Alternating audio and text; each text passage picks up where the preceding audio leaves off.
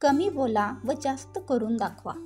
तुम्ही काय बोलता याकडे कुणीही लक्ष देत नाही, पण तुम्ही काय करता याकडे सगळ्यांचे लक्ष असतं.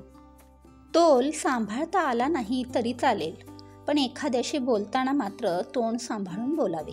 कारण तोल गेला तर उठता येते, पण तोंडामुळे एखाद्याच्या नजरेतून उतरला तर कधीही आयुष्यात पुन्हा उठता येत नाही.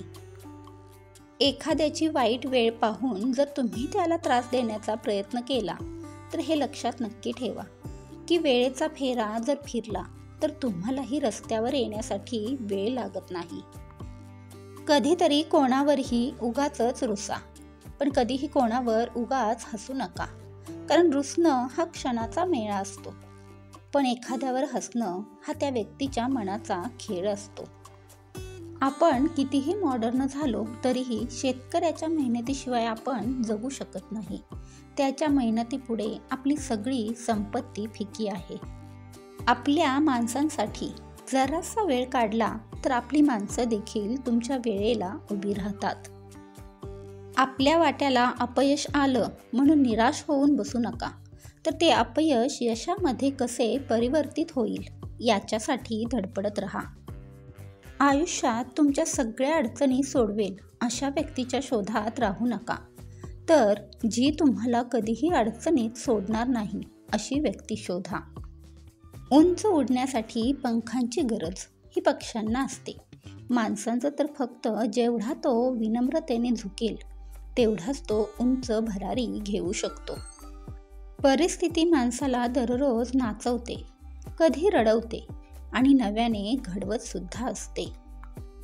आपल्या आयुष्यात काही माणसे ही अशीही असतात. आपण त्यांच्या पुढे शून्य समान असतो, पण ते आपल्या पुढे एक आकडा होऊन उभे राहतात आणि आपली किंमत वाढवत असतात. खरं तर ती देव माणसेच असतात. गैरसमज, स्वार्थ आणि मोह या गोष्टी येतात तशाच जातात देखील, पण जेव्हा जातात तेव्हा मात्र सांगण्यासारखं काही शिल्लक ठेवत नाहीत. माणसाने सहनशीलता ठेवावी, पण सहनशीलता ठेवून देखील जर समोरचा तुमच्या स्वाभिमानाला पायदळी तुडवण्याचा प्रयत्न करत असेल तर मात्र सहनशीलतेची मर्यादाही ओलांडणे गरजेचे असते. जो धन कमवतो तो धनवान, ज्याच्याकडे चांगले गुण आहेत तो गुणवान, ज्याचे कर्तृत्व चांगले असते तो कर्तृत्ववान, आणि जो नाती जोडतो आणि जपतो देखील तो मौल्यवान असतो. सुविचार कसे वाटले ते मला कमेंटमध्ये नक्की सांगा, आणि सुविचार आवडल्यास चॅनलला लाईक, शेअर आणि सबस्क्राईब करायला विसरू नका. धन्यवाद.